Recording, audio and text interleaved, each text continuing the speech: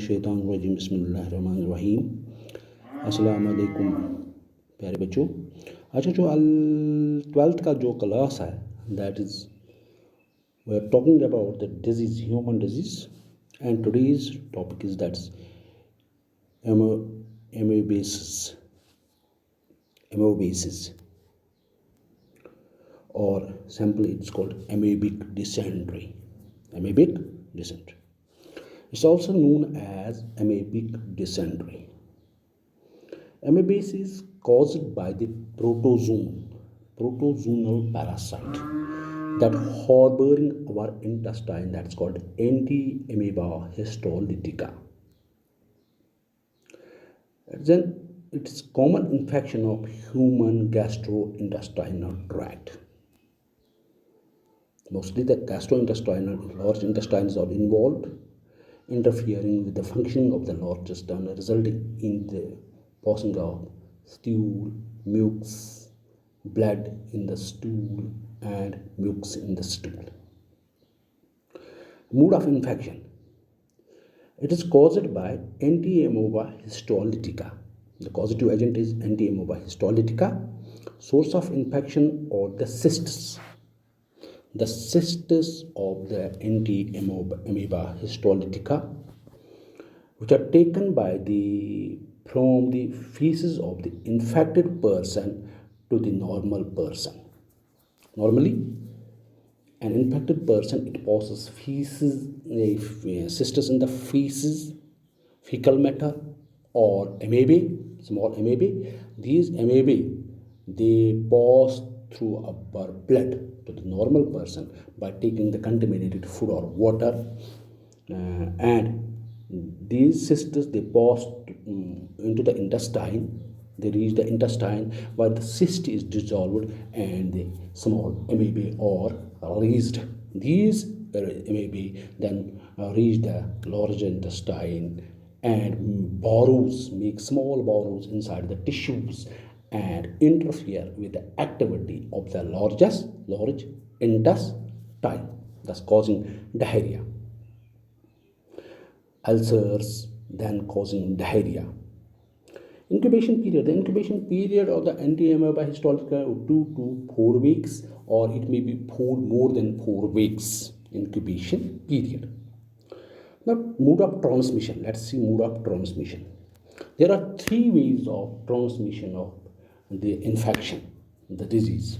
Number 1, fecal oral route. What is fecal oral route? Normally, a normal person,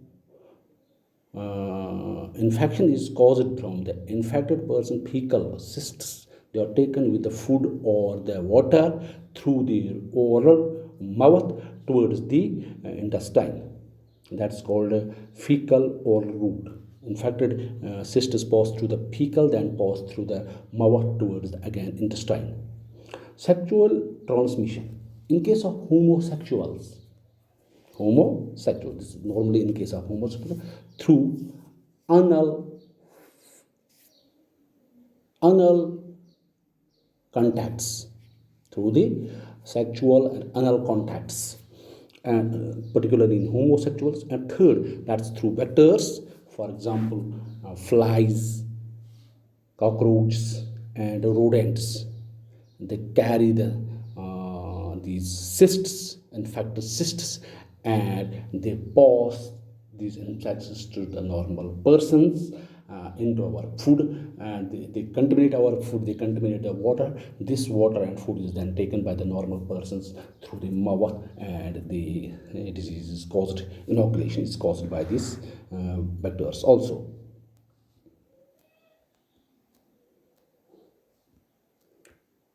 Now, the diagnosis of the disease.